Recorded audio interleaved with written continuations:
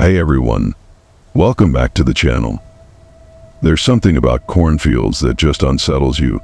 Today's story comes from a listener named Mark, who's given us permission to share a strange experience he had as a kid in Illinois. It starts off pretty normal, but by the end, well, you'll see. Let's dive in. Mark was around 12 when this happened, living with his parents in a small, quiet town surrounded by farmland. He often walked home from school on an old dirt road, passing by a massive cornfield that seemed to stretch endlessly. His parents always warned him about venturing into it, saying it was easy to get lost, and that people sometimes reported seeing things in those fields, things that couldn't be explained. One fall afternoon, Mark stayed late at school for a science project. By the time he left, dusk had settled in, and a brisk wind began to stir. He had never walked home this late before, and the road felt emptier than usual. The cold seeped through his jacket, and every noise seemed amplified, more sinister in the fading light. Then, about halfway home, he noticed something peculiar by the side of the road, a small vintage lantern resting in the grass, glowing faintly. He paused, wondering who would leave a lantern out there.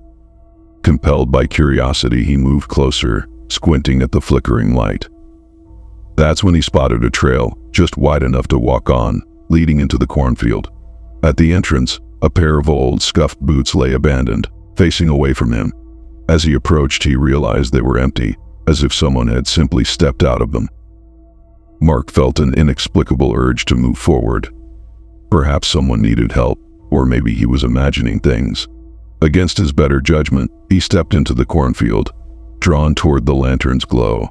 The stalks rustled around him, closing in, and the air grew dense and heavy, as though he had crossed into another realm. As he wandered deeper, he began to sense voices, faint yet distinct, echoing from somewhere within the corn. He couldn't understand the words, but they seemed urgent, almost pleading. He hesitated, trying to dismiss it as just the wind. But then he noticed shadows flitting between the stalks, just beyond his line of sight. The voices intensified, and he thought he heard his name carried on the breeze. Fear surged through him, yet he couldn't turn back. Something was compelling him forward. He pressed on, feeling entranced, until he came upon a figure ahead. It was a scarecrow, propped up against one of the corn stalks. But this wasn't an ordinary scarecrow.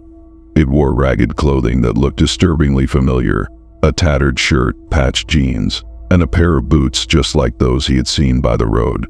Its face was obscured by a wide-brimmed hat, but he could see something odd protruding from beneath its long, pale fingers, as if someone had attempted to shield its face. And then, as he stared, the fingers twitched. Mark staggered back, losing his footing on the uneven ground. Panic flooded him as the voices grew louder, the shadows closing in around him. He scrambled to his feet, his mind racing with only one thought: escape. As he ran, he sensed something pursuing him, its presence heavy and ominous, just out of sight. He didn't dare look back. The path twisted and turned, the stalks encroaching, suffocating what little light remained.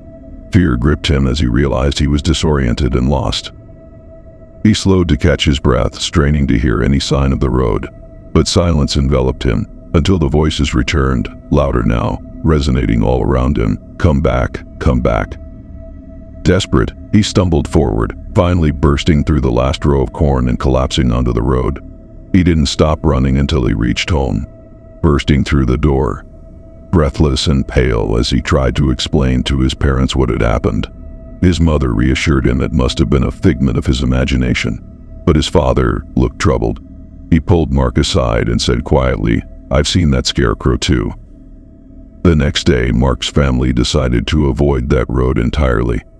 He never returned to that cornfield, and to this day he's haunted by the memory of the scarecrow with the twitching fingers and the voices that called his name. Quick pause. If you're enjoying the story, hit that subscribe button. It really helps us out. Now, let's get back to the stories. I found myself behind bars for a night, and I swear I was innocent. It all started at a local bar where I had gone with friends. One of them, a girl named Lisa, who I had a complicated history with, decided to stir up trouble. She falsely accused me of groping her and her friends, and before I could even defend myself, The bouncer was on me. He shoved me toward the exit with a force that sent me reeling. In a moment of drunken indignation, I pushed back, not thinking about the consequences. Naturally, the cops were just outside, and when they saw a bouncer and a drunken guy tussling, they didn't hesitate. I ended up handcuffed in the back of a squad car, the reality of my situation sinking in as I was taken to jail. In my cell, the only furniture was a wooden bench and the guy sitting next to me. He had a face full of tattoos, a missing front tooth, and a look that screamed trouble. When he asked what I was in for, I replied nothing. Just got caught in a bad situation. I could tell right away that I didn't belong there. We exchanged a few words, and out of sheer frustration, I found myself opening up to him about my life. I mentioned where I lived, the nice neighborhood my family had settled in, and how I had thrown a party while my parents were away. I even recounted the events leading up to my arrest, which I instantly regretted. He seemed to take it all in, and after a while, I just wanted to sleep. Thankfully, he finally stopped talking. The next day was a blur as we both had to face court. I saw him waiting behind me, the judge reading off my charges of assault and trespassing. A part of me felt relieved when I was released with just a future court date, but the nightmare was far from over. That night I returned home, the cool breeze filtering through open windows, the sounds of the night becoming almost overwhelming. As I lay in bed, I began hearing footsteps circling the house, multiple pairs of footsteps. Anxiety gripped me as I moved to close the windows, one by one, until I reached the sliding glass door that led to the deck. Flicking on the outside light, I froze as two figures bolted from the illumination into the shadows. My heart raced as I recognized one of them, my cellmate. Panic set in. I knew he was here to rob us, likely having pieced together my life from the details I foolishly shared. All those nights of partying and my parents being away must have painted a tempting picture. With trembling hands, I pulled the blinds shut, locking the door and continuing to close the remaining windows, trying to quiet my racing thoughts. Thankfully, the two men didn't return, but the realization that my own words had led them to my home felt like a betrayal. I never told my parents about my arrest, and now I had to keep the terrifying encounter a secret too.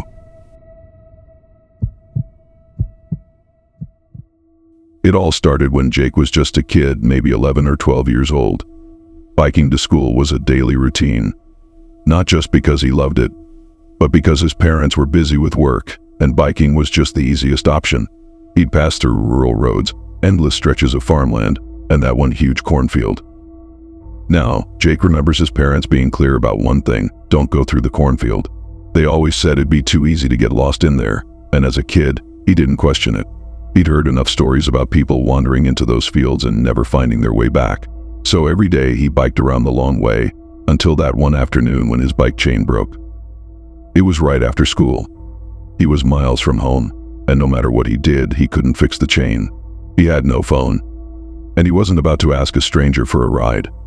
He looked at that cornfield, stretching out ahead of him, and thought maybe I can just cut through. He figured if he walked straight, he'd make it to the other side in no time. Just one quick shortcut, right? So he pushed his bike into the cornfield. At first it was fine. The path between the corn rows was narrow, but he could walk through it. The stalks were so tall, towering over him, blocking out the light, and with each step, he felt the quiet pressing in around him. He'd never realized how silent a cornfield could be. And that's when he heard the sound. A faint rustling, somewhere off to his left. He told himself it was just the wind, but it didn't quite sound like wind. He'd take a few steps, and then hear it again. This time, it was a little louder. And every time he stopped to listen, it would stop too, like it was waiting for him. He started to feel, well, paranoid, but he kept telling himself it was nothing, just nerves. And then, all of a sudden, he saw something up ahead. Standing in the middle of the path was a man, arms at his sides, staring right at him. Now, this man didn't look like a farmer. His clothes were dirty and torn, and his arms had long scratches on them, deep and red. He just stood there like he was waiting. Jake froze, every instinct telling him not to move. But then the man spoke. "Are you lost?" he asked in this low, raspy voice. Jake didn't answer. He was too terrified to move. And then the man took a step closer. He reached out a hand and said, "I can help you find your way home." It was like he was stuck in a nightmare. His feet wouldn't move, no matter how much he wanted to run. The man took another step, and suddenly Jake's legs just took over. He dropped his bike and bolted, running as fast as he could. Behind him, he heard the man start running too, crashing through the corn, shouting, "Wait, I just want to help." Jake didn't look back. He just kept running, zigzagging through the rows, ducking down whenever he thought the man was close. At one point, he even crouched down behind a corn stalk, his eyes squeezed shut, listening to the man mutter to himself as he passed by. He couldn't catch everything, but he caught one part. "I'll find him. I'll find him." He stayed hidden until everything went quiet. And when he finally got up, his whole body was shaking, but he found his way out of the corn and stumbled home. By the time he got there, it was dark. His parents were frantic, worried sick, and when he told them what had happened, his mom cried. His dad went out to look for the bike, but it was gone. They never found it. A few weeks later, something even stranger happened. Jake got home from school one day, and there, sitting on the front porch, was his bike. The same one he'd dropped in the cornfield that day. No one knew how it had gotten there, but his parents were so freaked out that they decided to move. To this day, he remembers the scratches on that man's arms, his torn clothes, the way he kept saying, "I'll find him." Even now, he sometimes wonders, did that man ever leave the cornfield? Or is he still out there waiting for the next kid who decides to take a shortcut? From the moment my dad introduced her to us, I felt something strange. Her name is Valerie, and she seemed polite, warm even. But her smile had stretched just a bit too wide, like someone trying to cover up something dark underneath. And that was only the beginning. After my mom passed in 2019, my dad grew lonely, ready to find someone new. He met Valerie not long after, and despite my warnings, he's been pulling her closer into our lives. I understand his need for companionship, but each day, Valerie seems to change the house in ways no one else notices. I'm Mason, the oldest, with two younger brothers, Levi, who's just 10, and Noah, our little brother, who's only 2. Levi and Noah never question Valerie, never seem to notice the way her eyes shift when she thinks no one's looking. Maybe that's why she's able to roam around the house, doing things that only I see. One afternoon, I came home earlier than usual and found her in my dad's bedroom, kneeling near his closet. She froze when she saw me, but quickly smiled, pretending like everything was normal. She gave me a casual "Hey, Mason," just looking for something, before closing the closet and walking off. I told my dad, but he brushed it off, saying she was probably looking for a sweater or something harmless. I wanted to believe him until the next time. A few days later, I caught her leaving Levi's room. She claimed she'd been opening a window because it was warm, but when I checked, both windows were shut tight. I felt uneasy, realizing she hadn't told the truth. She was moving through the house as if inspecting every corner, and it felt like she was taking control of it, piece by piece. Then 2 nights ago, everything escalated. My dad, Levi, and I were out, and Valerie was home with Noah. I returned a bit early, quietly, hoping to catch her doing something I could finally prove. I went straight to my room, and at first, everything was silent. But then I heard Noah crying loud, distressed, different from his usual fussing. And over his cries, I heard Valerie's voice, cold and sharp, cutting through the quiet, telling him to be quiet. I ran downstairs, startling her. She froze, her usual smile gone, replaced with something dark and unfeeling. She didn't explain or apologize, she just brushed past me and disappeared down the hall, leaving Noah alone in his crib. I called my dad right away, but he hesitated to believe me. He said he'd talked to her, but I don't think he understood how serious it was. That night, I woke up around 3 a.m. to a strange feeling. I looked around and saw a figure in my room, near the door.